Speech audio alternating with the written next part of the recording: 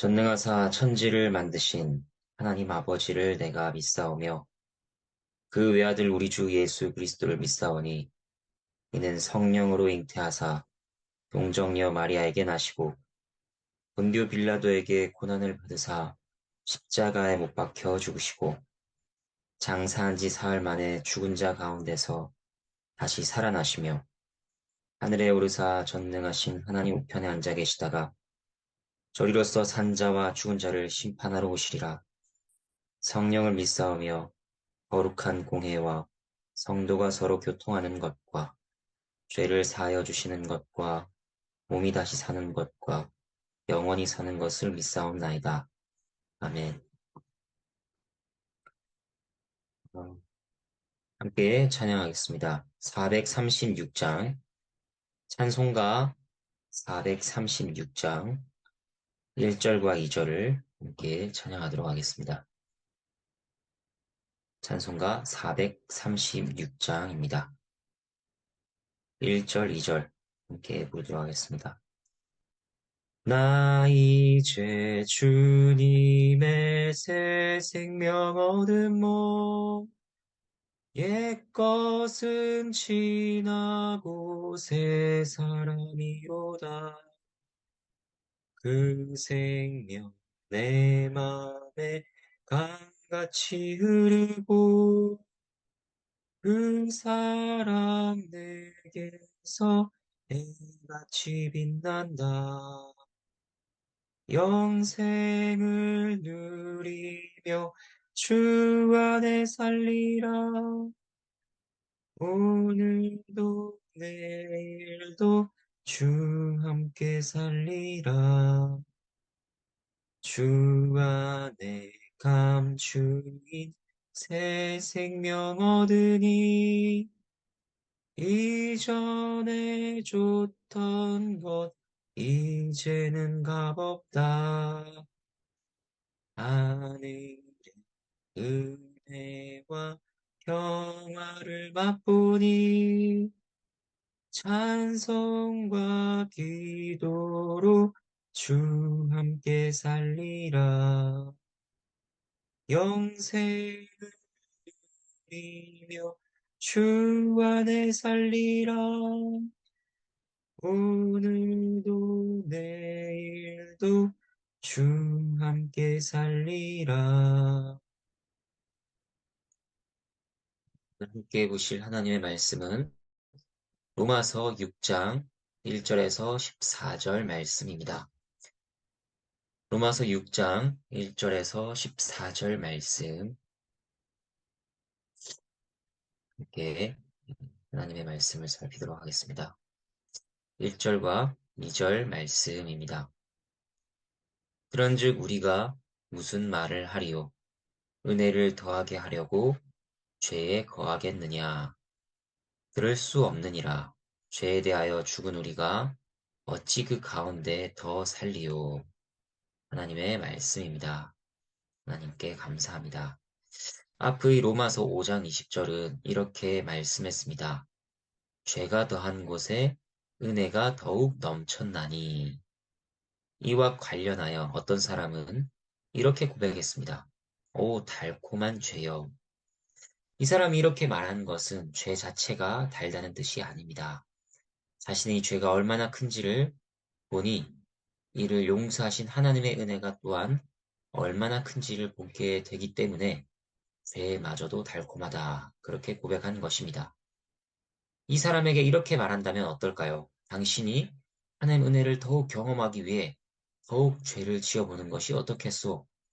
그러면 더 큰 용서를 경험하게 될 것이요. 논리적으로는 말이 될지 몰라도 핵심을 전혀 이해하지 못하고 있는 것입니다. 또 다른 예로 부모가 자녀에게 이렇게 말한다고 생각해 보겠습니다. 우린 너의 어떤 잘못이나 실수에도 불구하고 너를 포기하지 않을 것이다. 그리고 너를 끝까지 사랑할 것이다. 이 말을 듣고 어떤 자녀가 그러면 실컷 잘못하고 실컷 실수해야겠다. 그리고 정말 부모님이 나를 끝까지 사랑하는지 한번 시험해 볼까? 어떤 자녀가 이렇게 생각하겠습니까? 은혜를 더하게 하려고 죄에 거하겠다는 말도 이와 비슷한 것입니다. 하나님의 말씀이 사람의 순종과 공로가 아니라 오직 그리스도의 의를 믿음으로 넘겨받아 의롭게 된다고 하셨습니다. 그리고 죄가 더한 곳에 용서와 속죄의 은혜가 넘친다고 하셨습니다. 그런데 이 뜻을 깨닫지 못하고 내용을 왜곡하여 질문하는 자들이 있으니 이에 대해 바울이 단호하게 답하는 것입니다. 그럴 수 없느니라. 우리가 죄에 대하여 죽었다. 죄와 결벌했다고 답합니다. 이 말이 무슨 말인가? 3절에서 5절 말씀을 보도록 하겠습니다. 무릇 그리스도 예수와 합하여 세례를 받은 우리는 그의 죽으심과 합하여 세례를 받은 줄을 알지 못하느냐. 그러므로 우리가 그의 죽으심과 합하여 세례를 받음으로 그와 함께 장사되었나니 이는 아버지의 영광으로 말미암아 그리스도를 죽은 자 가운데서 살리심과 같이 우리로 또한 새 생명 가운데서 행하게 하려 함이라. 만일 우리가 그의 죽으심과 같은 모양으로 연합한 자가 되었으면 또한 그의 부활과 같은 모양으로 연합한 자도 되리라. 하나님의 말씀에 감사드립니다. 바울은 세례를 들어서 말합니다. 무릇 세례란 자신이 죽게만 속한다 하는 약속을 공개적으로 고백하는 것입니다. 세례에서 사람의 몸과 물이 접촉하고 합하는 것처럼 믿음으로 말미암아 우리는 예수 그리스도와 접촉하며 그와 연합하게 됩니다. 그래서 예수 그리스도의 존재를 누릴 뿐 아니라 그분께서 죽으시고 다시 살아나신 일도 우리와 연결되는 것입니다. 그렇다면 그의 죽으심과 부활은 무엇입니까? 그리고 그것에 연합했다는 것은 무슨 의미일까요? 이에 대해서 6절부터 11절까지 말씀을 살펴보겠습니다. 우리가 알거니와 우리의 옛사람이 예수와 함께 십자가에 못 박힌 것은 죄의 몸이 죽어 다시는 우리가 죄에게 종노릇하지 아니하려 함이니 이는 죽은 자가 죄에서 벗어나 의롭다 하심을 얻었습니다. 만일 우리가 그리스도와 함께 죽었으면 또한 그와 함께 살 줄을 믿노니 이는 그리스도께서 죽은 자 가운데서 살아나셨음에 다시 죽지 아니하시고 사망이 다시 그를 주장하지 못할 줄을 알미로다. 그가 죽으심은 죄에 대하여 단번에 죽으심이요 그가 살아계심은 하나님께 대하여 살아계심이니 이와 같이 너희도 너희 자신을 죄에 대하여는 죽은 자요 그리스도 예수 안에서 하나님께 대하여는 살아있는 자로 여길지어다. 하나님의 말씀에 감사드립니다. 먼저 그리스도의 죽으심에 대해 보겠습니다. 그리스도의 죽으심은 무엇입니까? 10절은 이렇게 말씀합니다. 그가 죽으심은 죄에 대하여 단번에 죽으심이요. 이 말씀은 예수님께서 죽으심으로 죄 짓는 것을 그치셨다는 말이 아닙니다. 우리는 우리의 죽음으로 이 땅에서 죄 짓는 일을 그칩니다. 하지만 예수님께는 죄가 없습니다. 그렇기 때문에 여기에서 그분께서 죄에 대하여 죽으셨다는 말은 그분의 죽음이 죄의 권세와 능력을 멸하는 죽으심이었다는 것입니다. 이것을 확실히 알게 해주듯이 10절에서 이 죽으심을 특별히 단번에 죽으심이요라고 합니다.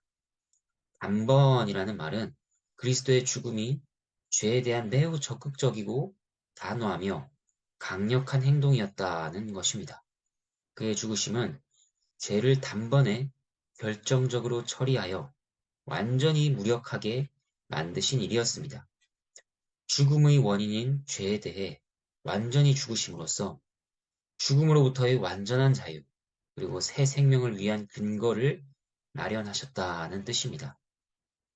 그래서 이러한 그의 죽으심에 우리가 연합한다는 것은 어떤 의미인가요? 6절, 우리의 옛사람이 그와 함께 죽은 것이다. 죄의 몸이 죽었다. 죄에게 종노릇하지 않는다고 합니다. 그리스도와 연합하기 전 우리는 죄와 마귀와 연합하여 그들의 영향과 지배 아래 있었습니다. 노예처럼 그들의 권세 아래 묶여 있었습니다. 죄가 우리에게 명령하며 우리를 주장했습니다. 하지만 그리스도를 믿음으로 그와 연합한 자들은 그리스도의 죽음에 함께 참여함으로 인해 그러한 관계들에 대해 죽었다는 것입니다. 더 이상 죄에 대한 책임과 형벌에 대해 그리고 그 권세들에 대해 매이지 않고 자유롭게 되었습니다. 이제 그리스도의 부활에 대해 보겠습니다. 그리스도의 부활은 그의 죽으심의 효력을 확증해 주는 것입니다. 그의 죽으심의 효력을 확증해 주는 것. 9절 말씀을 보겠습니다. 사망이 다시 그를 주장하지 못할 줄 알미로다. 예수님의 부활이 없었다면 우리는 그리스도께서 죄와 사망의 권세를 깨뜨리신 것을 알 수 없었을 것입니다. 그리고 그의 부활의 생명은 어떤 것입니까? 10절 말씀. 하나님께 대하여 살아계시는 생명입니다. 다른 말로 하면 하나님을 향해 사는 생명입니다. 하나님과 함께하며 그와 교통하는 가운데 누리는 생명인 것입니다. 그리스도와 연합한 자가 그의 부활 생명에 참여한다는 것은 그런 것입니다. 우리는 전에 하나님께 대해 무감각한 자들이었습니다. 생명이 없는 시체와 같았습니다. 하나님을 경배하지도 사랑하지도 않았습니다. 그런데 그리스도와 연합하여 하나님께 대한 새 생명을 가지게 된 것입니다. 하나님을 하나님으로 알아보고 경외하며 사랑합니다. 그리고 그야말로 그분 앞에서 또 그분을 목적으로 하여 살아갑니다. 그래서 11절 말씀은 뭐라고 하는가? 죄의 권세 아래 있는 자처럼 굴지 말고 하나님의 통치 아래서 하나님을 향해 살아가는 자로 여기라고 우리에게 교훈합니다. 이에 대한 좀 더 구체적인 내용이 이어집니다. 어떻게 사는 것이 그런 것이냐? 12절부터 14절 말씀입니다. 그러므로 너희는 죄가 너희 죽을 몸을 지배하지 못하게 하여 몸의 사역에 순종하지 말고 또한 너희 지체를 불의의 무기로 죄에게 내주지 말고 오직 너희 자신을 죽은 자 가운데서 다시 살아난 자 같이 하나님께 드리며 너희 지체를 의의 무기로 하나님께 드리라. 죄가 너희를 주장하지 못하리니 이는 너희가 법 아래 있지 아니하고 은혜 아래 있음이라. 하나님의 말씀에 감사드립니다. 비유를 들어보겠습니다. 악한 주인과 그 아래 학대받는 노예가 있었습니다. 어느 날 어떤 부자가 노예의 학대받는 모습을 보고 가여워서 값을 치르고 그 노예를 사서 자유를 줍니다. 그런데 악한 주인이 음, 다가와서 마치 여전히 자신이 주인인 양 행세하려고 한다면 어떻게 될까요?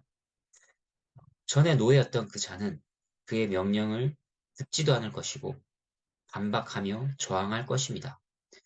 우리 상황이 그렇습니다. 원래 우리는 죄와 사단의 건세 아래 있었습니다. 그것들은 우리에게 명하고 우리는 그것에 복종해야 했습니다. 하지만 이제 그리스도로 말미암아 상황이 달라진 것입니다. 그것들은 우리를 주장할 수 없습니다.